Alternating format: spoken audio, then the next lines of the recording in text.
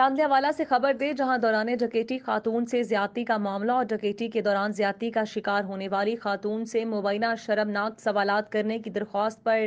سی پی او فیصل آباد نے ایکشن لیتے ہوئے ایس پی صدر ڈویژن اظہر جاوید کو انکوائری کر کے رپورٹ پیش کرنے کی ہدایت کی۔ مقدمہ کے مدعی غلام دستگیر کے مطابق ایس پی صدر کی ہدایت پر مقامی پولیس انہیں گھر باعزت طریقے سے پولیس ڈالہ پر انکوائری کے لیے ایس پی آفس تانلیہ والا لے کر گئی، جہاں دوران انکوائری مقدمے کے تفتیشی انچارج انویسٹیگیشن نصیر احمد نے موقف اختیار کیا کہ وہ مذکورہ مقدمہ کے دونوں ملزموں کو چالان کر کے جیل بھجوا چکے ہیں، جس کے بعد انہوں نے مبینہ متاثرہ خاتون کو کبھی بھی اکیلے میں بلایا نہ ہی الٹے سیدھے سوال کیے، جس پر متاثرہ خاتون نے کہا کہ وہ قرآن منگوا کر ہم سے حلف لیں اور تفتیش سے بھی کہ کون جھوٹ بولا ہے۔ اس دوران ہم نے ایس پی سے تفتیش کی وہ فون کالز بھی دکھائیں جو وہ اپنے ایک ٹاؤٹ کے ذریعے کر کے انہیں بار بار طلب کرتا رہا، جس پر ایس پی رانا اظہر جاوید نے فون کر کے مذکورہ تفتیشی کے ٹاؤٹ سے انہیں بلانے کے متعلق کنفرم کیا۔ انکوائری کے بعد ڈکیتی اور زیادتی کے متاثرہ جوڑے نے سی پی او فیصل آباد کا ایکشن قابل تحسین اور انکوائری کے لیے ایس پی صدر رانا اظہر جاوید کا انہیں باعزت